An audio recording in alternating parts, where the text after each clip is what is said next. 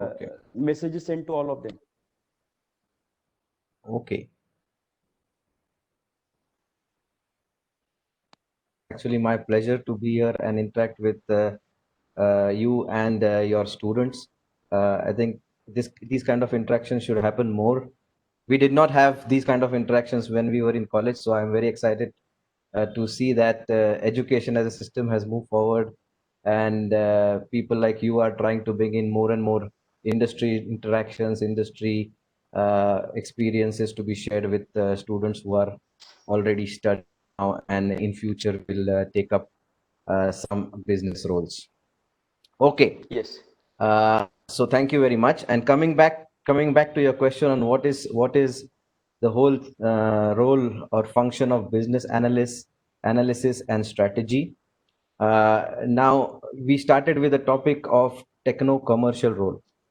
Now, what is techno? Techno is very well understood by the students that are studying today in engineering. It is all related to the technical aspect of making things. If you go on a shop floor, you can have operations, you can have production, you can have quality, you can have different kind of process engineering works. So that is all related to even R&D. That is all related to what you actually are studying now in the engineering syllabus, be it any branch. Like this is also applying similarly for IT or computer sciences, where you either go into software development, you go into software support, or you go into software quality management. These are all techno roles for you. Now, when we say about a techno commercial role, and the questions that Naule sir asked about business analysis and strategic planning, this comes into the commercial part of that techno commercial role. So, what is that? This is because whenever you start a business with a motive of, okay, you start a business with a motive of creating value for the customers, bringing new things to your customers, improve the lifestyle, improve the style of living. But you also have a motive to give back the return on the investment that you make or your shareholders make. So, what is business analysis and strategy formulation all about? Is basically to try and maximize the profit that the company makes from a certain business activity, whether it can be production, whether it can be production of software, production of different manufactured items, or it can be services. It can be hospitals which render services, it can be consulting companies. So wherever you go, whether you sell a product or a service, you have an objective of making a profit and returning that profit to your shareholders who have invested your money, their money into that business. So business analysis is analyzing different kind of factors that affect your business, Hmm. and understanding those factors, you kind of choose alternatives. So you always have to make choices. If you have a certain amount of money to invest, if you have 1000 crores, the business analyst or the strategy team has to choose in which particular choice I would put that money, because that money is limited. You can have 5 different options. By doing analysis, by doing research, you have to find out which alternative or which choice is the best that can bring you back the maximum returns. uh, Okay.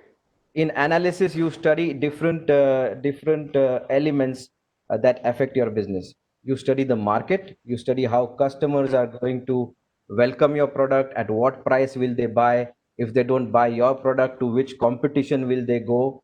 So that is the market aspect. And you also have the Hmm. internal cost aspect, wherein you try to Hmm. see what is the best process that I can make this product with, using your technical skills that you have learned in engineering. So keep the cost Yes. down, maximize your selling price, therefore earning the highest profit. And this whole thing, determining which choices we have, 4 5 6 Hmm. choices that you have, you come up with these choices, and then finding out which choice is the best is all about business analysis and strategy. So day in Okay. and day out, every day you try to make choices which are better for your company's future and the goals that company has. Okay. So the thing is, you are making big decisions. Yes, and the decisions big are and small both. Yeah. yeah, yeah. So in life also we take some decisions, and we many times we do it by judgment. But your methodology is what? I mean, you use some tools, techniques, or modules? Yes, so when you start, so today you are starting studying engineering, and you have various tools, theorems, formulas, analysis to find out what could be the solution, what material can be used for a certain application, how much strength should be there. So you have all kinds of formulas of calculating the stress, strains, and so on. You have all kind of coding languages to come up with a solution of a software or a solution of an app that will give you the desired results. Similarly, in analysis, you also have various tools, and like you study the engineering or the technical tools in the engineering syllabus, you study those tools in for example, a business administration syllabus, or you study Yes. those tools when you are working. You can have an on job training, or you can study those tools when you have worked for 5 years on a shop floor, and then you suddenly decide that okay, you need to grow in your career, you need to take up higher responsibilities, you want to become a production manager, or you want to become a head of the country. So you need to understand all those commercial tools, for which Correct. you can then opt for an external MBA or an external course in costing or an external course in marketing, whatever your choice is. So yes, there are these set tools which are academically taught in schools and colleges, but Okay. most of them are also taught on job. It depends Yes. on your previous experiences. You always learn by Okay. making mistakes. Yeah, Okay. you understand, or you understand in the past what decisions have been taken by the company. So there is a Okay. mix of both. Uh, Tools, basic tools, theory you can learn. Ah. Application of it comes by experience, and Ah. as the experience goes, you become more and more expert in taking these decisions, and your more decisions go right than going wrong. So Correct. as you Correct. gain experience, you can then, by virtue of your correct decisions, you can move from an analyst role to a strategy manager role, to even higher management of the companies, like CEOs and COOs of the company. Okay. So this strategic decisions, this is the key role of any organization, and I think the students who are listening this session, there should be motivation in them, or inner voice that okay, I may have such kind of opportunity. We have in for ENTC, I think there is uh, business management as a subject. Then for Yes. mechanical operation research is one kind of subject. Even Yeah. for computer IT, there is management Yes. information system and like that. So these subjects are there. Definitely, we will be happy to learn more from that. But what can you say about the global business? The term that is used, global business. See, more and more now, companies are depending upon resources and markets, not only of their own country, but also of a different country. So even if Okay. you are a local business, even if you are making products for a Bajaj motorcycle, and you have a workshop in Pimpri, Ah, you are dependent on the supply chain, or Bajaj in turn, your customer, is depending upon the supply chain globally. So he okay. might buy components from you, but other components also he buys from Chinese companies or companies from Brazil. And where does Bajaj sell products? They also sell here, but they also sell Ah, in Latin American countries, in Brazil, in Indonesia. So your customer here, though you have a global local business, your customer is depending upon global okay. developments that happen in the market. So Okay. your business can also be affected if something happens to the Chinese supplier of Bajaj. So if Chinese supplier of Bajaj is not producing, or has a fire in their factory, they will not send the components to Bajaj, and Bajaj cannot assemble their motorcycles anymore for a period of time. Then they will stop your orders, because they are anyway not making motorcycles. If there is a lockdown in Brazil, they cannot sell their motorcycles in Brazil. So your volume for your company will come down, because Bajaj is selling less motorcycles. So even if you are a local company based out of Pimpri MIDC, you are affected by these global events that happen. So more and more, nobody can become a really local business. Uh, Global events affect your business, and also companies who are local, like companies who are Indian companies which have grown bigger, they want to go international. They want to export their products. They want to set up factories in other regions, other countries, and they want to expand because their market here is kind of okay. They have the market for India, but for growth, to grow further, they want to go to different countries, and there also they have to make a choice. Like if for example, Apollo Tires, one of our tire customers, wants to go global and wants to set up a factory outside India, the first choice is, where do they put up a plant? Should it be in Southeast Okay. Asia, Indonesia? Should it be in US? Should it be in Europe? So that is the first decision to make. And understanding what is happening globally, understanding how markets are developing, how customers are growing in different countries, and then taking our decisions to go global is kind of a global analysis of the business. Okay. So means any business, it cannot be isolated as a local business. It is completely rely on the what happens in the international market. Yes, not completely realized, but what happens in the international market does affect our local businesses. For Okay. Okay. example, uh, before COVID Huh. situation, we were not making any PPE kits. India was not Correct. any PPE kits, and Huh. we were not concerned. There was no problem as such because we were importing from China. Okay. Yes. Now, what happened in COVID is Chinese suppliers stopped supplying, or even when they were producing, they were using it for their own country's requirement, and we stopped getting supply. And as and when the Okay. patient Okay. starts increasing here, we had to Huh. make our own production facilities for PPE kits. So we started Okay. converting other companies into making PPE kits. DRDO started making PPE kits. Other companies started Okay. making PPE kits, which were not doing PPE kits before because they were Yes. Yes. satisfied with imports. Yes. But global Means development in China forced us to make PPE kits here in India. Great. Nilesh, आतापर्यंत कोणत्या कोणत्या देशांमध्ये केलंय? हा, आता त्याच्यासाठी एक background देतो. हां. मी जॉईन केलं आता ही करंट कंपनी बेकार्ट इन 2008. ओके. 2008 मध्ये मी जॉईन केलं आणि त्याच्या हां. आधी अराउंड 10-12 वर्ष in 3 different companies I was there in India.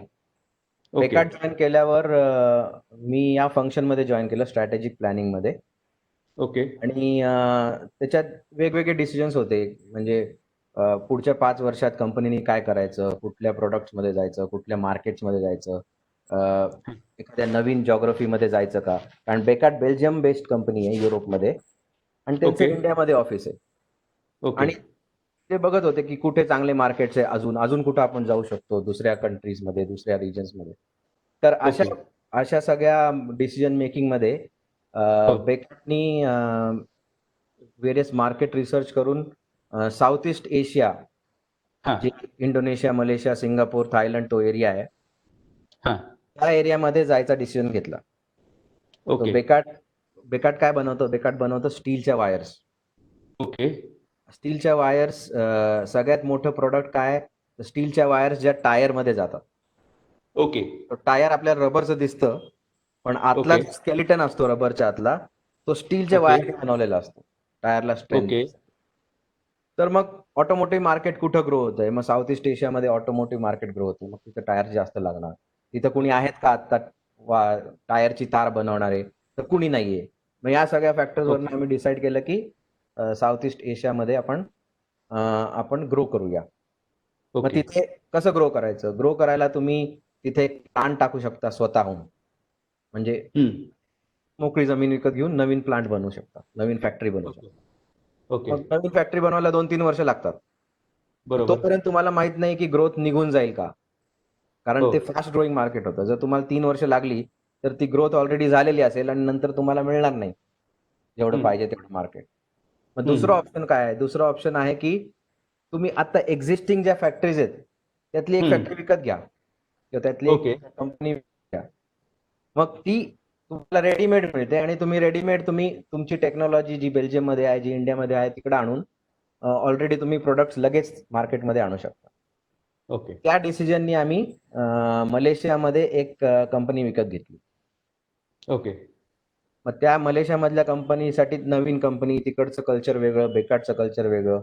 त्याच्यासाठी एक हम्म. इंटिग्रेशन टीम तयार करतात.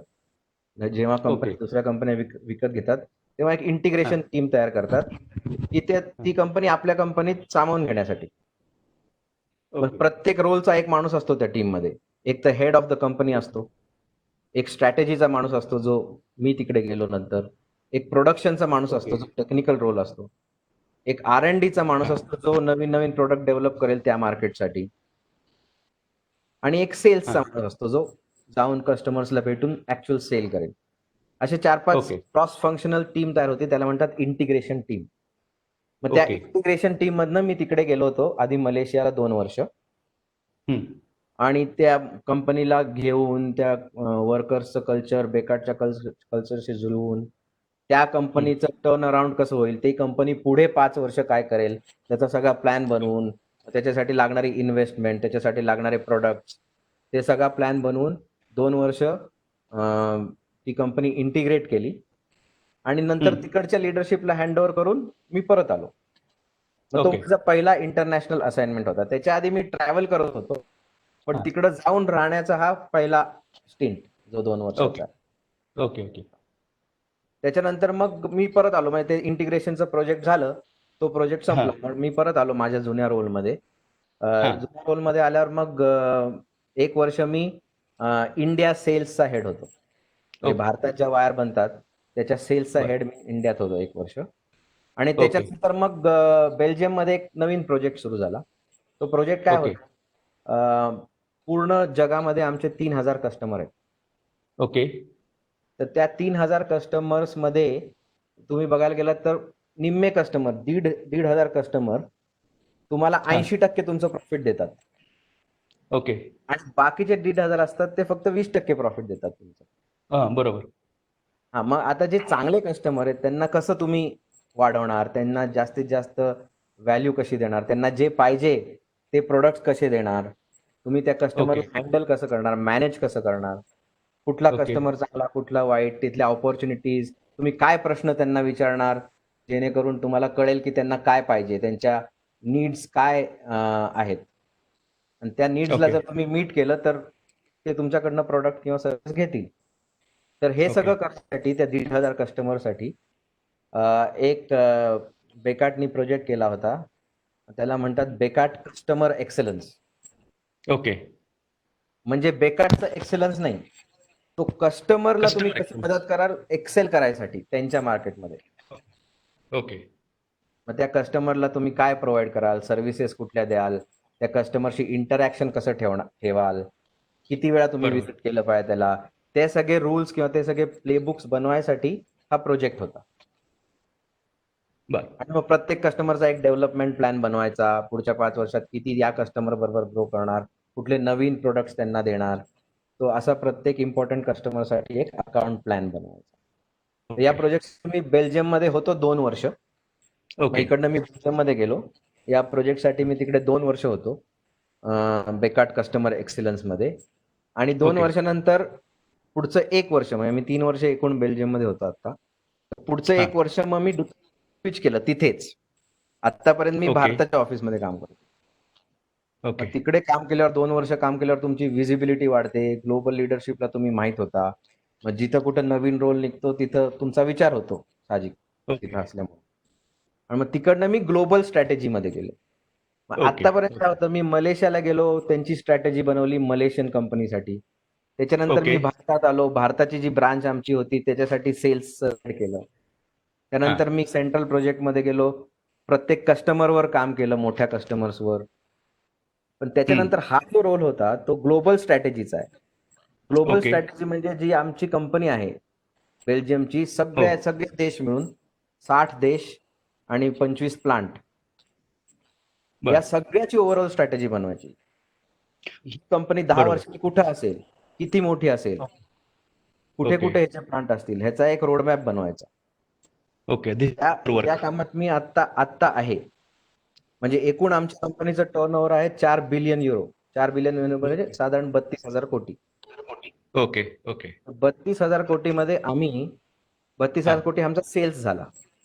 ओके दरवर्षी साधारण त्याच्या 10% आम्ही इन्व्हेस्ट करतो.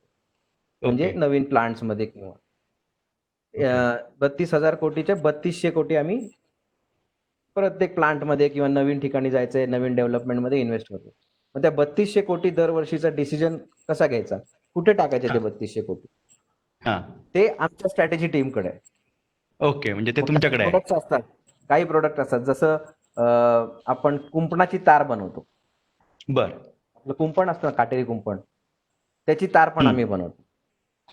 तर ओके त्याच्यात आता खूप कॉम्पिटिशन वाढली आहे. त्याच्यात पाहिजे तेवढं प्रॉफिट मिळत नाही. मग अशा प्रोडक्ट्स मधनं बाहेर यायचं का? म्हणजे नुसतं नवीन काय करायचं आणि ते 3200 हा कोटी कुठे टाकायचं तेवढंच डिसिजन नसतं. बर जे लॉस मेकिंग प्रोडक्ट्स आहेत, ज्याच्यात तुम्हाला आता जास्त फ्युचर दिसत नाही, कॉम्पिटिशन खूप वाढली आहे, त्याच्यातनं तुम्ही बाहेर यायचं का? ओके ती पण सो ऑल डिसिजन. दिस काय नाही करायचं हा पण एक डिसिजन आहे. काय करायचं तर सोपं आहे. काही करेक्ट नाही करेक्ट करायचं हा डिफिकल्ट डिसिजन आहे. तर त्या रोलमध्ये मी आता स्ट्रॅटेजीचे आहे, ग्लोबल स्ट्रॅटेजीचा. ओके मग इथं मी देन पूर्ण जगाचा कॅनव्हास बघतो. आतापर्यंत मी मलेशिया बघत होतो, इंडिया बघत होतो किंवा ठराविक कस्टमर्स बघत होतो. पण आता पूर्ण ओके जगाचा कॅनव्हास आता आहे. मग 3 वर्ष मी ग्रेट तिथे होतो बेल्जियममध्ये. माझा एकूणच ग्रेट 5 वर्षाचा इंटरनॅशनल एक्सपिरियन्स आहे. आणि मग इथं इंडियामध्ये आलो मी परत. पण रोल ओके तोच आहे. म्हणजे ओके रिमोट लोकेशन, आयटीच्या लँग्वेजमध्ये ज्याला ऑफशोर म्हणतात. ओके आता ग्लोबल स्ट्रॅटेजीमध्ये इंडियात बसून करतो मी. हेडक्वार्टर्स ओके बेल्जियममध्ये असलं तरी. So do you get advantage of what you learned from and what you done in engineering? Tremendous advantage. म्हणजे Okay. इंजिनिअरिंगमध्ये माझी ब्रांच होती प्रोडक्शन. Okay. नवले सरांच्याच वर्गात होतो मी. तर हा. प्रोडक्शनमध्ये आपण जे शिकलो ते खूप हो. कामाला येतं. म्हणजे एस्पेशली तुम्ही जर मॅन्युफॅक्चरिंग कंपनीमध्ये टेक्नो कमर्शियल रोल करत असाल. Okay. म्हणजे जर तुम्ही मेकॅनिकल इंजिनिअरिंग शिकला आणि आयटी हा. कंपनीत जाऊन टेक्नो कमर्शियल रोल केला तर मग एवढं संबंध येत नाही. Okay. पण तुम्ही जर मेकॅनिकल शिकला आणि तुम्ही मॅन्युफॅक्चरिंग कंपनीमध्ये टेक्नो कमर्शियल रोल केला तर तुम्हाला Yes. ट्रिमेंडस ॲडव्हान्टेज असतं. बरोबर. कारण तुम्हाला मार्केट तर तुम्हाला कमर्शियल रोलमधनं मार्केट अनालिसिस करायला लागतं. पण जे हा. इंटरनल काम आहे, म्हणजे Okay. कॉस्ट रिडक्शन, प्रोडक्ट कसं बनतं, कुठल्या प्रोसेसेस वापरायला लागतात किंवा एखादा कॉम्पिटिटर आहे त्याच्याकडे ही मशीन आहे का ती मशीन आहे. एखादं प्रॉडक्ट बनवायचं तर तुम्हाला कुठले मशीन्स लागतील तुमच्या प्लांटमध्ये. ती सगळी माहिती असणं महत्त्वाचं आहे जेव्हा तुम्ही मोठा बिझनेस प्लॅन बनवता. Okay. म्हणून मग मेकॅनिकल, प्रोडक्शन, इलेक्ट्रिकल तुम्ही जेव्हा Elect मॅन्युफॅक्चरिंग कंपनीजमध्ये हा. टेक्नो कमर्शियल रोल करता तेव्हा तुमच्या या सब्जेक्ट्सचं ज्ञान तुम्हाला खूप उपयोगी पडतं. एस्पेशली तुम्हाला करिअरमध्ये ग्रो करायसाठी. म्हणजे Okay. एखादा कॉमर्स करून एमबीए करून आलेला माणूस हा. व्हर्सेस तुम्ही मध्ये हा. कुणाला प्रेफरन्स द्यायचा एखाद्या नवीन जिओग्राफीमध्ये जायला किंवा एखाद्या प्रोजेक्टमध्ये त्याला घ्यायला. तर त्याच्यात तुम्हाला प्रेफरन्स मिळतो कारण तुम्हाला दोन्हीकडचं ज्ञान असतं. Okay. Okay. You have a background about engineering knowledge. Yes. आता सेम हे आयटी साठी पण लागू होतं. तुम्ही Okay. आता डेव्हलपमेंट शिकता, तुम्ही लँग्वेजेस शिकता, तुम्ही क्वालिटी शिकता, तुम्ही प्रोजेक्ट मॅनेजमेंटचा पार्ट आता आयटीच्या सिलेबसमध्ये असतो. ते सगळं Oh. तुम्ही शिकता. तुम्ही जर तिथून उठून मॅन्युफॅक्चरिंग कंपनीमध्ये टेक्नो कमर्शियल रोल करायला आलात तर तुम्हाला फक्त कमर्शियलचाच उपयोग होईल. टेक्नोचा नाही होणार. Okay. Yes. Yes. Yes. पण तुम्ही जर आयटी कंपनीमध्येच टेक्नो कमर्शियल रोल करायला गेला, तुम्ही जर डिलिव्हरी साइडला गेला, मग डेव्हलपमेंट साइड एक आहे, delivery side is facing the customer. Okay. मग कस्टमर इंटरॅक्शन आले, पूर्ण प्रोजेक्टमध्ये किती मॅन पॉवर लागणार, किती मॅन आवर्स लागणार, त्यांची प्राइस काय. मग पूर्ण प्रोजेक्टसाठी समजा एसएपी इम्प्लिमेंटेशन करायचं एखाद्या कंपनीत, तर त्या हम्म. कंपनीसाठी तुम्ही किती कोटेशन देणार एसएपी इम्प्लिमेंट करायसाठी. हे सगळे Okay. जे कमर्शियल रोल्स आहेत आयटी मधले, त्याच्यात तुमच्या आयटीच्या इंजिनिअरिंग बॅकग्राऊंडचा उपयोग होतो. Yes. Yes. मग रिलेटेड फील्डमध्ये तुम्ही टेक्नो कमर्शियल केलं तर टेक्निकलचं 100% त्याच्यात उपयोग आहे. And what you feel that your activism during engineering, I mean, your means our students are listening to you, Mhm. Uttar Maharashtra students. So what they should do while they are in the 4 years of engineering course to get success in on such on such platforms. Yeah. First thing is we have to find out whether we have a preference for a techno-commercial role. सगळ्यांनाच techno-commercial role आवडत नाही. Yes. कुणाला machine बरोबर इतकं हे असतं affection की त्यांना शॉप फ्लोअरवरच नुसतं वाटतं. Yes. Passion is shop floor. Correct. असे लोक आहेत जे आमच्या कंपनीत जे MBA करून शॉप फ्लोअरवर आहेत आणि त्यांना तेच आवडतं. Okay. त्यांना इंटरेस्ट नसतो जास्त. मग पहिला आहे तर आपला प्रेफरन्स काय आहे? बरोबर. ते बघायला लागेल. मग आपला प्रेफरन्स, आता तुम्ही इंजिनिअरिंग केल्यावर काय कराल? इंजिनिअरिंग केल्यावर आयदर तुम्ही कुठल्या तरी कंपनीत जॉब कराल Yes. किंवा तुम्ही कुठल्या तरी एज्युकेशन इन्स्टिट्यूटमध्ये जॉब कराल Yes. किंवा तुम्ही कुठल्या तरी R&D इन्स्टिट्यूटमध्ये जॉब कराल. म्हणजे Yes. DRDO, HEMRL सारखे. किंवा मग तुम्ही स्वतःचा बिझनेस कराल किंवा स्वतःचा बिझनेस जॉईन कराल जर घरचा बिझनेस असेल तर. हे 4 ऑप्शन्स आहेत तुमच्याकडे. Okay. ह्याच्यात काय होतं, educational institute and R&D Yes. ह्याच्यात जर तुमचा इंटरेस्ट असेल तर these are purely technical roles. Correct. हां, इथे तुम्हाला अपडेट करायला लागतं स्वतःच्या टेक्निकल नॉलेजला. आता आपण जे इंजिनिअरिंग शिकलो, आता तुम्हाला शिकवायचं असेल नवले सर, तर तुम्हाला स्वतःला अपडेट ठेवायला लागतं. Correct. इंजिनिअरिंगला नवीन नवीन ॲडव्हान्सेस. आपण 3D प्रिंटिंग शिकलो नाही, पण तुम्हाला जर मुलांना शिकवायचं असेल तर तुम्हाला शिकायला लागेल आधी. हो, त्यामुळे मी शिकवत नाही आता सध्या. त्यामुळे तो टेक्निकल रोल, तुम्ही टेक्निकल तुमचं नॉलेज अपग्रेड करत राहता. मग त्यासाठी Yes. अशात इथं ज्या लोकांना जायचंय त्यांना काय कमर्शियल नॉलेज किंवा कमर्शियल नॉलेज नवीन घ्यायची गरज नाही, कारण त्यांना ऑलरेडीच टेक्निकल नॉलेज त्यांचं खूप अपडेट करायला लागतं दरवेळेला. Okay. कुठल्या दोन कॅटेगरी कुठल्या? स्वतःचा बिझनेस जॉईन करणं आणि कंपनीत. स्वतःचा बिझनेस जॉईन करायचा असेल तर तुम्हाला 100% कमर्शियल नॉलेज लागतंच. आणि Yes. स्वतःचा Correct. बिझनेस असेल तर तुमचा पैसा आहे, तुमचं प्रॉफिट आहे. तुम्ही Yes. नुसतं प्रोडक्ट बनवायसाठी प्रोडक्ट बनवणार नाही. तर अशा लोकांना कमर्शियल नॉलेज असणं खूप इम्पॉर्टंट आहे. आणि जर त्यांनी ते इंजिनिअरिंग शिकता शिकता घेतलं तर ते खूप ऍडव्हान्टेजेस होतं, कारण ते बाकीच्या लोकांपेक्षा पुढे जातात 2 वर्ष. आणि दुसरं आहे, हा स्वतःचा बिझनेस. दुसरा आहे कंपनीमध्ये तुम्ही नोकरी करता. तुम्ही जर मॅन्युफॅक्चरिंग कंपनीमध्ये नोकरी करणार असाल तर आणि तुम्हाला इंटरेस्ट असेल कमर्शियलमध्ये, म्हणजे Okay. फ्युचरमध्ये 5 वर्ष तुम्ही शॉप फ्लोअरवर काम केलं, पण तुम्हाला ग्रो Yes. करायचंय कंपनीमध्ये, तुम्हाला पुढे जायचंय. आयदर तुम्ही टेक्निकलमध्येच पुढे जाऊ शकता, तुम्ही प्लांट Okay. मॅनेजर व्हाल, तुम्ही ग्लोबल ऑपरेशन्स मॅनेजर व्हाल. पण तुम्हाला कमर्शियलमध्ये पुढे जायचं असेल, तुम्हाला मार्केटिंग साईडला जायचं असेल, तुम्हाला बिझनेस मॅनेजमेंट साईडला जायचं असेल, तुम्हाला कंट्रीचा हेड व्हायचं असेल, तर तुम्हाला कमर्शियल ज्ञान असणं आवश्यक आहे. मग आयदर Yes. तुम्ही आता शिका किंवा तुम्ही 5 वर्ष जेव्हा नोकरी कराल शॉप फ्लोअरवर तेव्हा शिका. हा. पण ते ज्ञान तुम्हाला असल्याशिवाय तुम्हाला त्या साईडला उडी मारता येणार नाही. किंवा MBA करणं ऑप्शन राहील का त्यांना? BE नंतर MBA असा एक ऑप्शन. MBA करणं तर ऑप्शन आहेच आहे, अकॅडमिकली शिकायचं असेल तर. किंवा जर त्यांना Academically नोकरी शिकायचं करायची असेल तर नंतर तुम्हाला MBA करता येतं. नॉर्मली 1 वर्षाने MBA केलेलं चांगलं. ते आपण येऊ तिथे. हा जो रोल आहे तुम्हाला ते जरा आपण- ग्लॅमरस वाटतो. हा, why I feel this glamorous because you become global head, you become factory head, हो. You become business development head. That is a very glamorous role. आणि ग्लॅमरस रोल आहे आणि तुम्हाला चेंज करायला, ग्रो करायला सोपं जातं. तुम्ही जर कमर्शियल रोलमध्ये असाल तर तुम्ही स्टील वायरच्या कंपनीतनं ITच्या कंपनीत पण जाऊ शकता, कारण तुम्हाला कमर्शियल रोलच करायचा आहे. पण तुम्ही मॅन्युफॅक्चरिंग मध्ये असताना तसं नाही करू शकत. तुम्ही जर स्टील मेकिंग कंपनीत असाल तर साधारणपणे तुम्हाला चेंज करताना स्टीलच्या रिलेटेड मध्ये जायला लागतं. तुम्ही टेक्सटाईल मध्ये पण जाऊ Okay. शकता. येस. हॅलो. हा. Yes. Okay. Please continue. Please continue. हां, पण switch is easy if you are in a commercial role. म्हणून Correct. It is glamorous. Second, it has growth opportunities more than technical, pure technical in the same company. आणि Yes. Third is you can switch companies, switch industries or switch your locations also. हा, switch location, switch sector, you don't have any bar of the You don't have any organization. bar. पण तुम्ही steel Yes. Company समजा 20 वर्ष काम केलंय तर नंतर 5 वर्ष तुम्हाला कॉटन टेक्सटाईल मध्ये पण जाऊ शकत नाही. Okay, okay. आणि तुम्ही जर 20 वर्ष स्टीलच्या स्ट्रॅटेजी मध्ये काम केलंय तर तुम्ही मायक्रोसॉफ्टच्या स्ट्रॅटेजी मध्ये पण जाऊ शकता. Great, that's great. And as a म्हणून ते is वास्ट very आहे, त्याचं lucrative होरायझन and वास्ट आहे technology. horizon is vast. Okay. If you remain to technical field or maybe shop floor, I mean, we cannot say that sky is the limit because there are some restrictions, limitations. Yes. But in this business, you can grow at global level, and your role is important to company also. More important. हो. Yes.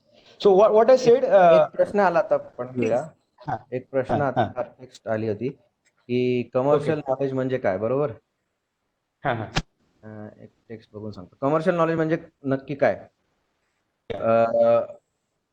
Commercial knowledge म्हणजे आता तुम्ही technical knowledge मध्ये काय करता, तुम्ही basically production related गोष्टी शिकता, डिझाईन रिलेटेड Yes. आणि production related. Hmm. Commercial knowledge म्हणजे तुम्ही जे प्रोडक्ट बनवलं ते मार्केट पर्यंत विकायचं कसं Hmm. आणि त्याच्यातनं पैसे कसे कमवायचे, हे कमर्शियल नॉलेज आहे. Okay. पहिलं आहे अंडरस्टँडिंग द मार्केट. किती माल विकला जाईल, किती रुपयाला विकला जाईल, त्याला म्हणतात मार्केट रिसर्च. Yes. तर मार्केटशी रिलेटेड कस्टमरला काय पाहिजे, कस्टमर कडनं किती पैसे किती कुठल्या गोष्टीचे येतील, ह्याचं सगळं नॉलेज, ह्याचं सगळं अनालिसिस म्हणजे मार्केटिंग. कमर्शियलमध्ये मार्केटिंगचा एक पार्ट आहे आणि कमर्शियलमध्ये प्रॉफिटचा एक पार्ट आहे. प्रॉफिट म्हणजे काय, तुमचा खर्च किती होतं, तुमचं इन्कम किती होतं आणि तुमची इन्व्हेस्टमेंट पैशाची, या सगळ्या पैशाचं नॉलेज म्हणजे कमर्शियल नॉलेज. तो कमर्शियल म्हणजे इन्व्हेस्टमेंट, प्रॉफिट अँड लॉस आणि मार्केटचं अंडरस्टँडिंग. आणि तिसरा म्हणजे प्रोक्युअरमेंट.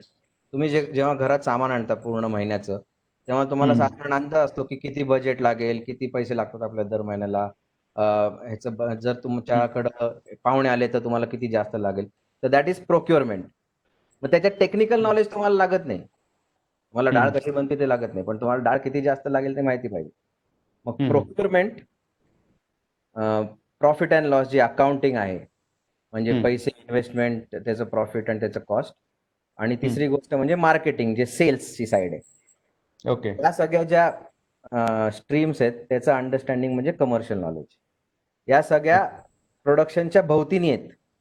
प्रोडक्शन सेंटरमध्ये धरलं तर ते फक्त प्रोड्यूस करतात, पण ते प्रोड्यूस केलेलं विकायला तर पाहिजे, त्याच्यासाठी कमर्शियल नॉलेज.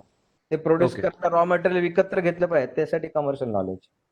आणि Yes, तुम्ही yes. किती रुपये खर्च करताय आणि किती तुम्हाला पैसे मिळत आहेत ह्याचं अंडरस्टँडिंग म्हणजे commercial knowledge. So this is all commercial knowledge. हे सगळं तुम्हाला MBA मध्ये शिकवतात.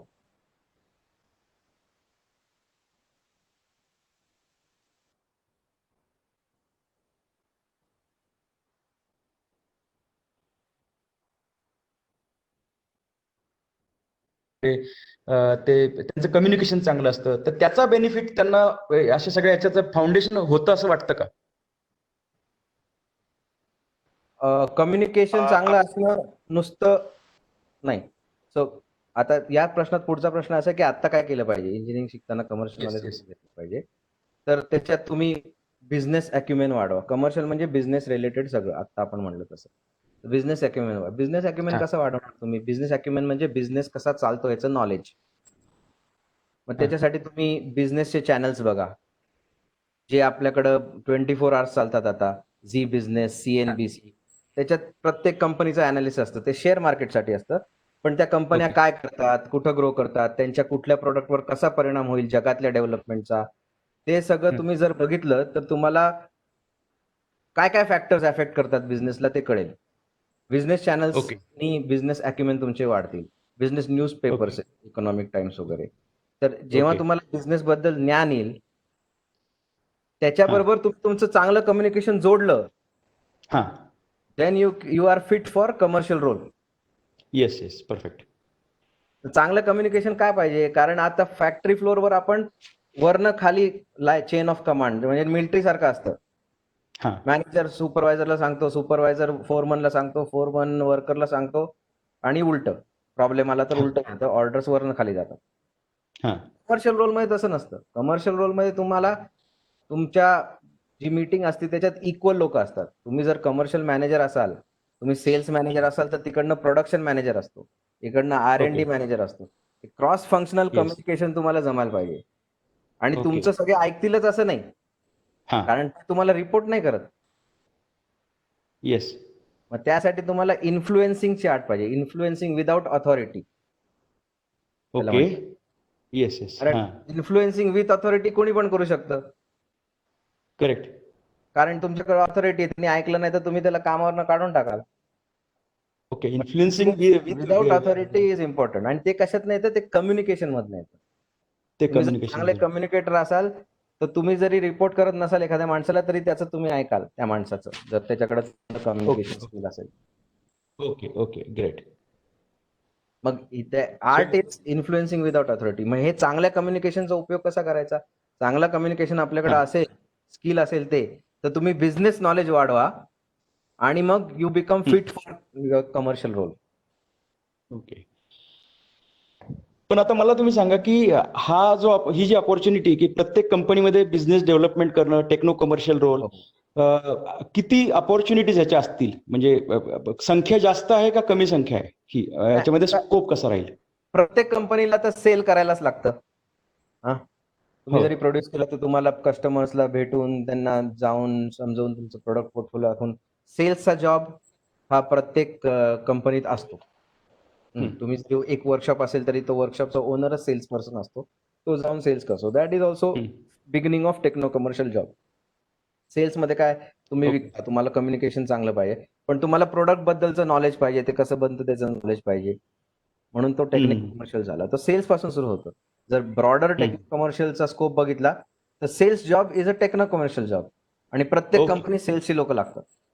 येस. म्हणजे आमच्या कंपनीत साधारणपणे 60 देशांमध्ये एकूण 500 सेल्सची लोक आहेत. ओके. आणि आमची मिड साईज कंपनी, आमची खूप मोठी कंपनी नाही. तर 20,000 टोटल एम्प्लॉई आमची, त्यात 500 लोक सेल्सची आहेत आणि 100 लोक इतर टेक्नो कमर्शियल रोल म्हणजे स्ट्रॅटेजी प्लॅनिंग मध्ये. तर साधारण 20,000 पैकी 600 असं धरा, जेवढं कंपनीची एम्प्लॉई स्ट्रेंथ असेल त्याच्या एवढे टक्के असतात रोल्स टेक्नो कमर्शियल मध्ये त्या कंपनीत. ओके. आता चॅटबॉक्स मध्ये आपलं काही क्वेश्चन आहे का? टक्केवारी जर सांगायची झाली तर एक मिनिट.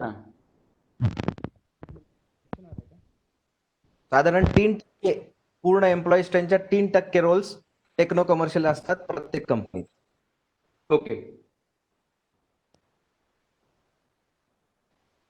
असं नाहीये की कुठल्या कंपनीत हा रोल नाहीच आहे, सगळ्या कंपनीत हा रोल लागतो. जशी जशी कंपनी मोठी होते, आधी वर्कशॉप मध्ये फक्त छोट्या स्मॉल स्केल इंडस्ट्रीमध्ये फक्त सेल्सची लोक असतात आणि बोर्ड ऑफ डायरेक्टर्स किंवा चेअरमन किंवा ओनर ते ठरवतात पुढच्या 4 वर्षात काय करायचं आपण. म्हणजे तेच स्ट्रॅटेजी ठरवतात, त्यांच्याकडे सेपरेट स्ट्रॅटेजी टीम नसते. पण जेव्हा ती कंपनी मिड साईज होती, त्यांचे 4-5 प्लांट बनतात, मग त्यांना एक स्ट्रॅटेजी टीम लागते. अजून मोठी कंपनी झाली तर प्रत्येक लोकेशन मध्ये एक स्ट्रॅटेजी टीम लागते आणि ग्लोबलला एक स्ट्रॅटेजी टीम लागते. तर जशी कंपनी मोठी होत जाईल, जेवढी मोठी कंपनी तितके टेक्नो कमर्शियल रोल जास्त. आणि सॉफ्टवेअरमध्ये पण खूप टेक्नो कमर्शियल रोल असतात. सॉफ्टवेअर इंडस्ट्रीमध्ये टेक्नो कमर्शियल रोल कुठले? जे प्री सेल्स असतात. प्री सेल्स म्हणजे सॉफ्टवेअर कंपनीला ऑर्डर मिळायच्या आधी जे सगळं होतं. Okay. That is pre sales, that is techno commercial. त्या लोकांना जे जाऊन विकतात सॉफ्टवेअर ऑर्डर मिळायच्या आधी कस्टमर्सला जाऊन, किंवा कस्टमरला त्यांची ऑफर देतात की ही आमची ऑफर आहे, एवढे लोक काम करतील, असं असं करतील. हे सगळं सांगण्यासाठी टेक्नो कमर्शियल लोक लागतात, त्याला प्री सेल्स म्हणतात सॉफ्टवेअरमध्ये. तर तो प्री सेल्सचा पूर्ण team is techno commercial. Delivery team, जेव्हा तुम्हाला प्रोजेक्ट, सगळे आपले टेक्निकल लोक सॉफ्टवेअर डेव्हलप करतात, क्वालिटी चेक करतात, कस्टमर सपोर्ट देतात, पण delivery team is interacting with the customer. Developer असतो तो डायरेक्ट कस्टमर बरोबर इंटरॅक्ट नाही करत. डिलिव्हरी टीमचा माणूस इंटरॅक्ट करतो की आमचं एवढं एवढं झालंय, पुढच्या 3 महिन्यात आम्ही हे करणार, हे माइलस्टोन्स आहेत, असं तुमचं प्रोजेक्ट डिलिव्हर करू. आणि मग प्रत्येक महिन्यात त्यांची रिव्ह्यू मीटिंग असते, बरोबर चाललंय का नाही. Delivery team is also techno commercial role. Pre sales आणि डिलिव्हरी या 2 टीम्स आयटी मध्ये commercial role, techno commercial role. Okay okay. What happens in IT industry, then what happens in manufacturing, you are explaining to the students. some of the students are asking question like whether this techno commercial knowledge will be useful or how to do startup kind of business right from scratch. Yeah, but that if you want to do startup kind of business, techno commercial knowledge is not useful, it is essential. Okay, okay. तुम्ही startup business साठी तुमच्याकडे brilliant idea असेल, हा, तुमच्याकडे एक fantastic machine develop करायची idea असेल, तुम्ही हा, ती डेव्हलप कराल, हा, पण त्याच्यासाठी तुम्ही कोण त्या मशीनला विकत घेणार, कोणाला त्याचा उपयोग होते, तिकडे जाऊन त्याला मार्केट कसं करणार, हा. ते सगळं तुम्हाला माहिती पाहिजे. ते सगळं तुमच्याकडे नॉलेज कसं येईल, कमर्शियल जर तुमच्याकडे ज्ञान असेल तर. तुम्ही जर 4 अशा कंपन्या बघितल्या ज्यांनी जे सिमिलर काइंड ऑफ प्रोडक्ट्स देतात, ते काय सांगतात कस्टमरला, त्यांची प्राइसिंग किती, हे सगळं स्टडी करणं इम्पॉर्टंट आहे. त्यामुळे कमर्शियल ज्ञान असणं इसेन्शियल आहे जर तुम्हाला स्टार्टअप करायचं असेल तर. ओके. म्हणजे एखादा बुद्धिमान माणूस जो असतो तो खूप श्रीमंत होऊ शकणार नाही जर त्याच्याकडे कमर्शियल नॉलेज नसेल तर. दॅट इज द मोठो.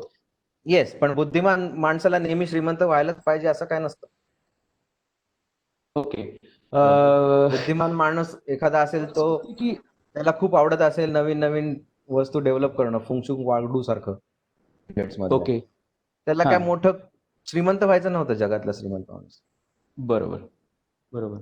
What you can you have torchlight on this China market and India market? आणि आपलं असं वाटतंय की चायना जर आपण क्लोज केलं किंवा ब्लॉक केलं तर आपल्याला इथं एम्प्लॉयबिलिटी वाढेल. Do you think in the same way? Yes, this is huge opportunity. Ka, okay. what is China? How has China grown? If you look at China, Huh. China is called the factory of the world. Yes. का चायनाला factory of the world म्हणतात? कारण China जेवढं domestically use करतं, जे काय ते बनवतं China, प्रत्येक वस्तू चायना बनवते. स्टील पासून, टेक्सटाईल पासून, कम्प्युटर, हार्डवेअर, सॉफ्टवेअर सगळं. तर ते हा. जेवढं काही बनवतात त्याच्यापेक्षा जास्त ते हा. एक्सपोर्ट करतात. Okay, okay. म्हणून त्याला फॅक्टरी ऑफ द वर्ल्ड म्हणतात. वर्ल्ड मध्ये जे सगळ्या वस्तू आपण वापरतो त्याची फॅक्टरी कुठे आहे? तर चायनामध्ये. असं चायनाची ग्रोथ ओके. झाली. चायनाची ग्रोथ स्वतःच्या मार्केटवर नाही झाली. चायनाची ग्रोथ आतापर्यंत झाली ओके. एक्सपोर्ट मार्केट्सवर. आणि जेव्हा करेक्ट. एक्सपोर्ट मार्केटला प्रॉब्लेम येतो, जेव्हा एक्सपोर्ट मार्केट सगळ्यात जास्त कन्झम्पशन कुठे? इंडियामध्ये, युएस मध्ये. इंडिया आणि युएसनी जर त्यांना ब्लॉक केलं किंवा त्यांच्याकडनं इम्पोर्ट कमी केलं तर सगळ्यात मोठा परिणाम चायनाच्या मॅन्युफॅक्चरिंग इंडस्ट्रीवर होतो. Okay, okay. आता त्याचा उलटा परिणाम आपल्यावर येतो. आपण आतापर्यंत ग्रोथ कशी केली? आतापर्यंत आपली ग्रोथ एक्सपोर्ट ग्रोथ नव्हती. आतापर्यंत आपली ग्रोथ जी आहे ती डोमेस्टिक डिमांड नुसार झालेली ग्रोथ आहे. ओके. म्हणजे डोमेस्टिकली इंडियामधलं आपलं स्टँडर्ड ऑफ लिव्हिंग वाढलं. मग ज्यांच्याकडे सायकली होत्या त्यांनी 2 व्हीलर घेतल्या, ज्यांच्याकडे 2 व्हीलर होत्या त्यांनी कार घेतल्या, ज्यांच्याकडे छोट्या कार होत्या त्यांनी मोठ्या कार घेतल्या. हे स्टँडर्ड ऑफ लिव्हिंग जेव्हा वाढलं, लोकांचं डिस्पोजेबल इन्कम वाढलं, लोक जास्त खर्च करायला लागले रिटेलमध्ये, भारतातल्या भारतात, तेव्हा भारतीय कंपन्या पण वाढल्या त्याच्याबरोबर. ओके. करेक्ट. अशी भारताची ग्रोथ झाली. भारताची ग्रोथ अमेरिकेने जास्त घ्यायला लागले किंवा ऑस्ट्रेलियाने जास्त घ्यायला लागले, आपल्याकडनं याच्यावर नाही झाली. अजून तरी झालेली नाही. आता नेक्स्ट स्टेज काय आहे? समजा चायनाला ब्लॉक केलं ऑस्ट्रेलियानी, आपण आणि युएसनी, या लोकांनी तर ऑलरेडी सांगितलेलंच आहे आम्ही करतोय त्या दिशेने हालचाल. बाकीच्या देशांनी पण जर त्यांना ब्लॉक केलं तर फर्स्ट ऑफ ऑल त्यांची मॅन्युफॅक्चरिंग इंडस्ट्री थोडी खाली जाईल. त्यांची मॅन्युफॅक्चरिंग इंडस्ट्री खाली झाल्यावर काय होईल? आता चायनाचा ऍडव्हान्टेज काय आहे? आता चायनाचा ऍडव्हान्टेज आहे की ते सगळ्यात स्वस्त देतात. मग भारतात आपण लाईटची माळ दिवाळीला विकत घेतो तेव्हा म्हणतोय भारताकडनं कशाला घेऊ मी, 500 रुपयाला आहे, चायनीज तर 200 रुपयाला मिळते. बरोबर. ही त्यांच्याकडे कॉस्टचा बेनिफिट कसा येतो? ते खूप बनवतात म्हणून. Mass production. ते 2-4 कोटी वर्षाच्या बनवतात लाईटच्या माळ. पण जर सगळ्यांनी जर ब्लॉक केलं तर त्याची स्केल, जे मास प्रोडक्शनची जे स्केल आहे ती खाली येईल आणि आपोआप त्यांचं कॉस्ट वर जाईल. जर ते 4 कोटी माळा बनवायच्या ऐवजी 2 कोटीच बनवायला लागले तर त्यांची कॉस्ट पर माळ वर जाईल. बरोबर. मग कॉस्ट वाईज ते महाग व्हायला लागतील. मग त्याचा ऍडव्हान्टेज आपल्याला मिळेल, आपल्या मॅन्युफॅक्चरर्सला. ओके. मग त्यांचं तो जो डिफरन्स आहे 200 आणि 500 मधला तो कमी कमी होत जाईल. आणि मग लोकल लोक अजून घेतील इंडियन मॅन्युफॅक्चरर्स कडनं, जे चायनाकडनं आधी घेत ओके. होते ते. हा झाला पहिला परिणाम. मग आपली कॉस्ट दुसरा, कमी व्हायला लागेल. हा, आपली आपली स्केल वाढेल, आपली कॉस्ट कमी व्हायला लागेल. म्हणजे कॉस्ट आपण कमी व्हायला मोर अँड लागेल. मोर कॉम्पिटेटिव्ह होत जाऊ. ओके. मग आपण जसं मोर अँड मोर कॉम्पिटेटिव्ह होत जाऊ, तेव्हा युएसने जर चायनाला ब्लॉक केलं तर दुसरीकडनं कुठनं घेणार? युएस मध्ये तर फॅक्टरीज नाही आहेत बरोबर. आणि त्यांना नवीन फॅक्टरीज टाकणार परवडणार नाही, कारण यांना कुठनं तरी घ्यायलाच लागणार. हा. मग ते कुठनं इन दॅट घेणार? केस, बाकीचे देश कुठले आहेत मोठे फॅक्टरी बनवणारे? येस मग yes. India can become the next factory of the world. Okay, India is now the market, but it can become the manufacturing hub also. Correct. Okay. आतापर्यंत Yes, yes. इंडियाची ग्रोथ झाली आहे self grown मार्केटवर, domestic मार्केटवर. Okay, आता okay. Domestic market तर grow होतच आहे, ते तर हा. कंटिन्यू राहील, उलट वाढेल, कारण चायनाला ब्लॉक केलं तुम्ही. Okay. पण आपलं एक्सपोर्ट मार्केट पण वाढेल, कारण चायनाला बाकीच्या देशांनी ब्लॉक केलं. Okay, great. So this can be beneficial to, and this will be useful to the new generation engineers. आता Those who are सगळ्यात केमिकलचं कोणी नाही, केमिकल नाही ना तुमच्याकडे? chemical नाही सगळ्यात आपल्याकडे. सगळ्यात मोठा जो फायदा झाला आता इमिजिएटली शॉर्ट टर्म मध्ये, तो झालाय फार्मास्युटिकल इंडस्ट्रीला. फार्मास्युटिकलचे बेसिक जे पहिलं रॉ मटेरियल असतं, ज्याला हा. इंटरमिजिएट केमिकल्स काहीतरी म्हणतात, हा. ते सगळंच्या सगळं आपण 80% चायनाकडनं आणत होतो. Okay. आणि जेव्हा आपण चायनाकडनं आणायला लागलो 10 वर्ष आधी, त्याच्या आधी आपल्याकडे फॅक्टरीज होत्या जे ते बनवत होत्या. Okay. त्या सगळ्या फॅक्टरीजनी ते बंद केले, चायनाकडनं आणायला लागले, कारण स्वस्त मिळत होतं. आता आपण चायनाला ब्लॉक केलं, त्यामुळे हे इंटरमिजिएट केमिकल्स बनवणाऱ्या सगळ्या फॅक्टरीज आता सगळ्या वर आल्या. Okay. आणि त्यांचं कोविड काळात पण सगळ्यात जास्त प्रोडक्शन आणि सगळ्यात जास्त रेव्हेन्यू झाला आता गेल्या 3 Okay. महिन्यात. असं So, ऑटोमोटिव्ह कॉम्पोनंट मध्ये पण होणार, okay. कारण आता कस्टमर पण म्हणणार मला चायनीज नको. Okay. सगळ्या ते कालांतराने we will benefit So, from it. so this will be beneficial म्हणजे to automobile industry also, electronics also, म्हणजे या सगळ्यांना त्याचा फायदा होऊ शकेल. निलेश परांजपे आपल्याशी बोलतायत आणि आपण ऐकतोय बिझनेस टेक्नो कमर्शियल या करिअर मधलं. त्यांनी आता आपल्याला शेअर केलं की ऍक्च्युअल काम कसं चालतं, टेक्नो कमर्शियल का उपयोगाचं आहे. टेक्नो कमर्शियल मध्ये जायचं असेल तर तुम्हाला कमर्शियल नॉलेज आतापासून काय करता येऊ शकेल. कदाचित जमलं तर MBA करणं हे पण श्रेयस्कर होऊ शकेल.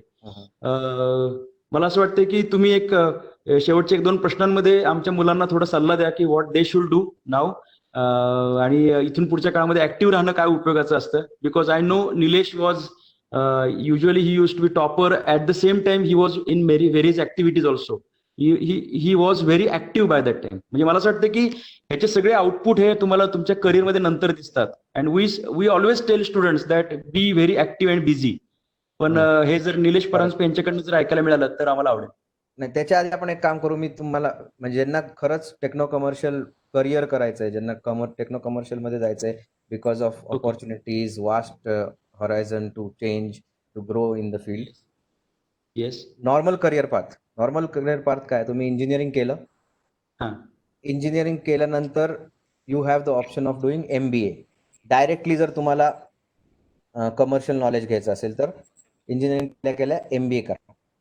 त्याचा ड्रॉबॅक असा आहे, तुम्ही 1 वर्ष वाचवता, पण ड्रॉबॅक असा आहे की तुम्ही जेव्हा इंजिनिअरिंग मधनं MBA कडे जाता, तुम्हाला तेव्हा कंपन्या कशा चालतात, कंपनीज मध्ये काय काय प्रोसेस असतात, त्याचं काहीच ज्ञान नसतं. ओके. तुम्हाला टेक्निकली तुम्ही स्ट्रॉंग असता, पण पूर्ण बिझनेस कसा चालवायचा, त्याच्या प्रोसेसेस कशा चालतात, एका कंपनीत कुठले कुठले डिपार्टमेंट असतात, ते आपल्याला माहित नसतं इंजिनिअरिंग केल्यावर. त्यामुळे जेव्हा तुम्ही MBA जाता आणि त्याच्यात जेव्हा तुम्ही केस स्टडीज शिकता किंवा त्याच्यात तुम्हाला प्रोजेक्ट मिळतात बाहेर जाऊन काय करायचे, तर तिथे थोडं तुम्ही कमी पडता, कारण तेव्हा तुम्हाला कमर्शियल नॉलेज काहीच नसतं. The best option to do MBA is engineering नंतर 1 वर्ष इंडस्ट्री एक्सपिरियन्स. ओके. इंजिनिअरिंग नंतर 1 वर्ष आयडियली, म्हणजे माझ्या मते, बाकीच्यांची मतं वेगळी असू शकतात, 1 वर्ष मिनिमम इंडस्ट्री एक्सपिरियन्स घ्यायचा. इंडस्ट्री कशी चालते, तुम्हाला तर शॉप फ्लोअरचं टेक्निकल ज्ञान आहे, पण बाकीचे डिपार्टमेंट्स काय करतात, ते कसे काम करतात, त्या सगळ्या डिपार्टमेंटचं कोऑर्डिनेशन कसं होतं, फायनल कंपनीचं ऑब्जेक्टिव्ह काय असतं. कंपनीचं ऑब्जेक्टिव्ह कधी फक्त एवढ्या मोटरसायकल बनवणं नसतं. ते ऑब्जेक्टिव्ह आहे ते विकणं, नुसतं बनवून काय फायदा. तर ते सगळं जर तुम्ही 1 वर्षात ते तुम्ही ज्ञान सगळं आत्मसात केलं, if you know general background of how a business works, then it will be very useful for MBA. मी पण तसंच केलं. मी 1 वर्ष GET मध्ये किर्लोस्कर न्यूमॅटिक्स मध्ये होतो. हो. किर्लोस्कर न्यूमॅटिक्स मध्ये process planning and tool design माझं डिपार्टमेंट होतं. त्याच्यानंतर Okay. मग MBA केलं. बरोबर. And that helps you a lot. 1 वर्ष तुमचं जातं करिअर मधलं. कारण तुम्ही डायरेक्ट MBA केला तर लवकर नोकरीला लागाल 1 वर्ष. But that is learning. That is actual exposure तो learning. 1 वर्षाचा जो पहिल्या वर्षाचा पगार असतो तो तुम्ही पहिल्या नोकरीतच कव्हर करता पहिल्या महिन्यात. कारण बरोबर. इंडस्ट्री एक्सपिरियन्स प्लस MBA वाल्याला फर्स्ट प्रेफरन्स मिळतो जेव्हा MBA नंतर कंपनीमध्ये तुम्ही इंटरव्ह्यूला जाता. That is great information from you. म्हणून हा नॉर्मल करिअर पाथ झाला. नॉर्मल करिअर पाथ असा की हा, शुअर हा. की त्यांना टेक्नो कमर्शियल करिअर करायचं शुअर पाहिजे तुम्हाला. मला हेच करायचं. Okay. इथं छान आहे, ग्लॅमर आहे, वरती जाऊ शकतो माणूस. मी माझा बिझनेस कधी ना कधी पुढे जाऊन चालू करू शकतो. त्याच्यासाठी पण हे शिकायला पाहिजे. जर तुमचं स्वप्न असेल की 10 वर्षांनी मी माझा बिझनेस करीन तर MBA नक्की करा. ओके. पण मग त्यातलं मार्केटिंग फायनान्स कोणतं करायचं का ड्युएल करायचं? MBA normally first year is common yes. Engineering सारखं आपल्या. त्याच्यानंतर 3 असतात मार्केटिंग, 3 मेन, जसं सिव्हिल, इलेक्ट्रिकल, मेकॅनिकल आधी 3 मेन इंजिनिअरिंग होत्या, नंतर बाकीच्या आल्या. तसं मार्केटिंग, फायनान्स आणि HR हे 3 मेन आहे. ओके. आपल्याला आपल्या करिअरला जेव्हा आपल्याला आपलं टेक्निकल ज्ञान पण वापरायचंय, आपल्याला स्ट्रॅटेजीमध्ये जायचंय पुढं किंवा कंपनीचा हेड व्हायचंय, तर फायनान्स आणि HR घेऊ नये. टेक्निकल माणूस फायनान्स आणि HR मध्ये जास्त उपयोग करू शकत नाही त्याच्या 4 वर्षाच्या इंजिनिअरिंगचा. ओके. म्हणून मार्केटिंग मध्ये जावं किंवा मटेरियल्स. आता नवीन आलेल्या ब्रांच, मार्केटिंग तर एक आहे कन्व्हेन्शनल, नवीन आलेल्या ब्रांच म्हणजे मटेरियल्स मॅनेजमेंट किंवा प्रोक्युअरमेंट, त्याच्यात जावं. इंटरनॅशनल बिझनेस असं पण काहीतरी एक नवीन ऐकायला मिळतं. हो, international business is similar to MBA. You can do that, but that is more Okay. Focusing on international, जसं global, and that is also include. सगळ्यात आत्ताचं सगळ्यात हॉट फील्ड जर तुम्हाला त्याच्यात हा. जगता आलं तर, हा. आणि ज्याच्यात तुम्हाला इंटरेस्ट असेल, एस्पेशली सॉफ्टवेअर मध्ये आता IT किंवा कम्प्युटर इंजिनिअरिंग करणाऱ्या मुलांना, अॅनालिटिक्स. आता आपण जे Data वेबएक्स वर analytics. बोलतोय ते गुगलला हा. माहिती आहे. ओके. तू कुठले म्हणजे विजय नवले सर कुठल्या टॉपिक्सवर लेक्चर घेतात ते गुगलला माहिती आहे. Google Okay. त्यांचा डेटा अनालिसिस करून त्यांना ठराविक ऍडव्हर्टाइजमेंट्स पाठवू शकतात. बरोबर. दॅट इज डेटा आपण अनालिटिक्स. जे घरात बोलतो डेटा ऑन ठेवून ते गुगलला ऐकू जातं. किती आपल्या जगाचं पॉप्युलेशन 500 कोटीच्या वरती, 600 कोटी. हा. 600 कोटी ना, 600 कोटी. 600 600 कोटी जगाचं पॉप्युलेशन आहे. त्यातल्यात निम्मे लोक मोबाईल वापरतात, डेटा वापरतात.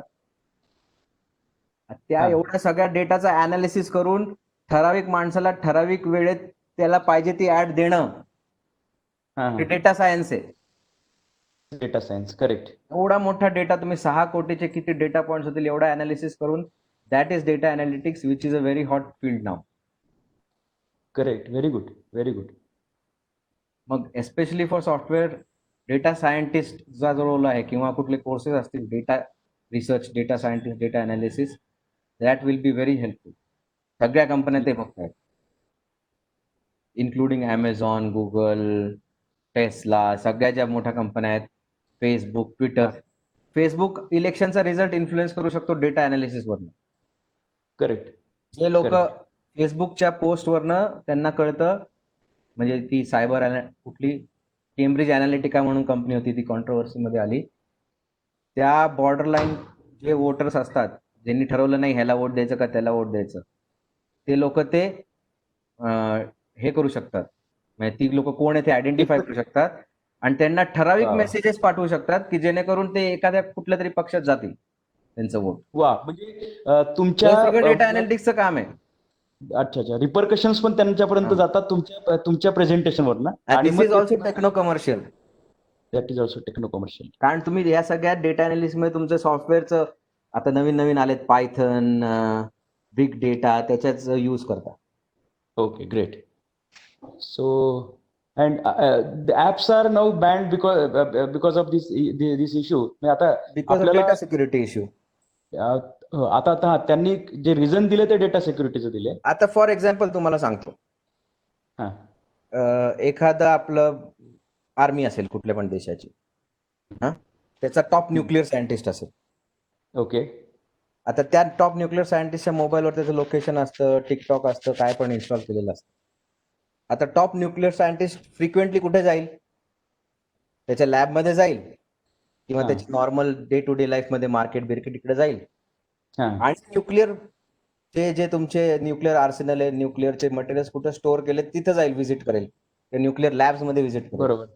मग त्याच्या लोकेशनवरनं तुम्हाला बरोबर. कळतं ना दुसऱ्या देशाचे लॅब कुठे आहे ते.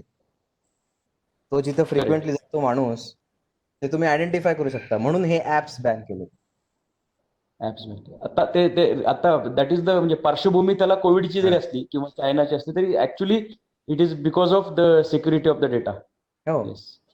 सो आणि this is useful in UI जी कंपनी आहे चायनाची, जगाला 5G हा. देणार आहे. दुसरीकडे कोणाकडे 5G ची टेक्नॉलॉजी नाही. पण आता Okay. युएसने सांगितलं आम्ही नाही वापरणार UIचं. जिओनी सांगितलं आम्ही आमची इंडियाची 5G टेक्नॉलॉजी डेव्हलप करू. ओके. मग आपण आता UI नाही वापरणार चायनाची, आपली जिओची वापरणार 5G. Okay, in that case. So these are the techno-commercial fields. I mean, after engineering, the students they can directly opt for that. MBA करू शकतात. Correct. आणि Or ज्याला असं म्हणता येईल की other people who are not sure what they are going to do, they okay. can continue working in a technical field. After Okay. 4 years, if they feel that they want to switch over, go to another department in sales marketing, they can do a हा. post. त्याला काय म्हणतात, workers आपलं employed people साठी जे MBA courses असतात, IIMचे, IIT 1 इयरचा असतो, Correct. Professional MBA course, तो करायचा. And then you become eligible for a switch from production department to any other department. Correct. Correct. म्हणजे शुअर नाही त्यांनी हे करायचं. येस. आता ज्यांचं शुअर नाहीये, ज्यांना असं वाटतं की आपल्याला काही माहित नाहीये, 5 वर्षानंतर जर त्यांना वाटलं की मला आता मी I am saturated because of this, so मला जायचं तर मग मी MBA त्यावेळेस करू शकतो आणि मग इकडे जाऊ शकतो टेक्नो कमर्शियल. पण मला असं वाटतं की तुम्ही जे सांगताय आता त्याच्यावरनं टेक्नो कमर्शियलचा बेनिफिट असा आहे की एक लगातार 5-6 पायऱ्या ओलांडून आपण जरा वरच्या लेवलला, not only in the terms of post, not in the post of responsibility, but in terms of salary also, आणि त्याच्यामध्ये असलेल्या also in terms of job satisfaction, also in terms of sense of doing something. कारण तुम्ही जेव्हा decision घेता 1,000 कोटी कुठं गुंतवायचे का नाही, त्याच्यासाठी तुम्ही त्याच्याबरोबरच 300 एम्प्लॉईजच्या भवितव्याचा डिसिजन घेता. एखादा प्लांट बंद करायचं डिसिजन घेताना तुम्ही ते 300 लोकांना बेकार करणार आहे हे त्याच्या मागे असतं. बरोबर. ओके. ओके. म्हणजे रिस्पॉन्सिबिलिटी तर आहेच, पण एखादी कंपनी तुम्ही इन्व्हेस्ट केली आणि तिथं ती ग्रो झाली, तिथं 300 एम्प्लॉईजचे 600 एम्प्लॉईज झाले, तर तुम्हाला किती चांगलं सॅटिस्फॅक्शन मिळेल. तुमच्या डिसिजनमुळे एवढे परिवार नोकरीला लागले. आणि हे सगळे डिसिजन अंदाजपंच नसतात, तर तुमच्यासारखी माणसं तिथं तुमच्या अनुभवाच्या द्वारे काम करून ते निर्णय घेत असतात. आणि एकच डिसिजन नसतो. एक डिसिजन हो का नाही असं नसतं. तुमच्याकडे 4-5 अल्टरनेटिव्ह असतात. एक्स करायचं, वाय करायचं, झेड करायचं, काय करायचं. मग त्या प्रत्येक 5 अल्टरनेटिव्हचं अनालिसिस करून कुठलं सगळ्यात चांगलं आहे ते निवडायला. ओके. ओके. आणि म्हणजे याच्यामध्ये सगळे मॅथमॅटिकल मॉड्यूल्स आले, त्याच्यामध्ये सॉफ्टवेअर तुम्ही वापरणार, तुमचा अनुभव वापरणार. येस. ओके. फायनान्शियल वापरणं, फायनान्शियल स्टेटमेंट्स कळले पाहिजेत, प्रॉफिट अँड लॉस कळला पाहिजे. ओके. अच्छा. निलेश परांजपे यांच्याशी आता आपण सगळेजण बोलत होतो. आपण म्हणजे चॅटबॉक्स मध्ये काही प्रश्न आले, त्यातले काही प्रश्न आपण घेतले. निलेश परांजपे, मी मगाशी सांगितल्याप्रमाणे 4 वर्षाच्या इंजिनिअरिंग मध्ये ऍक्टिव्हली काम करत, म्हणजे अभ्यास करताना, मार्क पाडताना आणि सगळ्या ऍक्टिव्हिटीमध्ये होता, आणि नंतर MBA करून काही मोठमोठ्या रिस्पॉन्सिबिलिटीवरती त्यांची प्रगती झाली. जगाच्या विविध भागांमध्ये, विविध देशांमध्ये त्यांनी काम केलं. मगाशी सांगितल्याप्रमाणे त्यांनी मॉड्यूल्स राबवले, ते मॉड्यूल सक्सेसफुल झाले, मग दुसऱ्या देशांमध्ये जाऊन कंपनीची जबाबदारी पार पाडली. आणि हे सगळं करत असताना म्हणजे एका बाजूला प्रोफेशनल एक्सलन्स, दुसऱ्या बाजूला या सगळ्या याच्यामध्ये नॅशनलिझम सुद्धा त्यांच्यामध्ये आहे, तो बऱ्याच वेळा दिसतो आम्हाला. म्हणजे एक प्रकारे काम करत असताना ते आपण देशासाठी काम करतोय, या याच्यातून फायनान्शियल आपण हे रिसोर्सेस अवेलेबल करून देतोय, आणि जे काम आहे ते काम वरच्या लेवलला, म्हणजे टॉप लेवलवरून तो आपण डिसिजन मेकिंग मध्ये काम करताय. या पोझिशनला निलेश परांजपे तर गेलेत. मला असं वाटतं की त्यांनी आपल्याला 1 तास 1.25 तास जो दिलाय तो यासाठी दिला होता की आपल्या NMITच्या स्टुडंट्समध्ये जर कुणाला असं वाटलं, त्यांनी कारण कॉम्प्युटर, मेकॅनिकल, ENTC सगळ्यांचा उल्लेख केला, ज्यांना असं वाटतंय की आपल्याला सुद्धा ट्रॅडिशनल पद्धतीने स्लो बाय स्लो प्रोसेसमध्ये जायचं का, आपण थोडंसं स्टेप्समध्ये वरच्या स्टेप्समध्ये जाऊन काम करायचं. कारण आमच्याकडचे काही स्टुडंट्स असे आहेत की त्यांच्याशी बोलताना मला असं वाटतं की हे काही दिवसांनी एखाद्या कंपनीचे सीईओ व्हायला पाहिजेत. एवढ्या लेवलची काही मुलं आमच्याकडे आहेत. तर अशा मुलांना ह्या मार्गदर्शनाचा निश्चित उपयोग होईल असं मला वाटतंय. मी गेल्या अनेक वर्षांपासून निलेश परांजपेंना कॉलेजला आणायचा विचार करत होतो. But I think that was very difficult because he use to be in on other nations. That's why म्हणजे फॉरेनमध्ये असायचे. That's why it was not possible. पण आता योगायोगाने आमची मधल्या काळात भेट झाली आणि ऑनलाईन मधून येणं शक्य झालं. So really thankful to Nilesh. खूप सगळी माहिती इंग्लिशमध्ये मराठीमध्ये मुलांना आवडेल अशी छानपणे एक सांगणारी आणि रिअलिस्टिक इन्फॉर्मेशन, तो तुमचा स्वभाव आहे पहिल्यापासूनचा, रिअलिस्टिकली इन्फॉर्मेशन तुम्ही दिली. Thank you. Thanks a lot. Thank you very much. Thank you. Thank you. Okay. Thank you sir. Herewith I declare that the meeting is over. We are really thankful to Nilesh Paranjpe on But if behalf anyone of of you has any questions further, you can contact Yes. Navneet sir and I can reply as far as I can with my abilities. Okay? Yes sir. काही प्रश्न असतील मुलांचे तर निश्चितपणे आपण ते connect करून देऊ. आणि निलेश परांजपे सर आपल्या एक प्रकारे ते थोडंसं मेंटोरिंग सुद्धा करू शकतील भविष्यामध्ये. Thank you. Thanks a lot sir. Thank you. Bye. Bye. Thank you.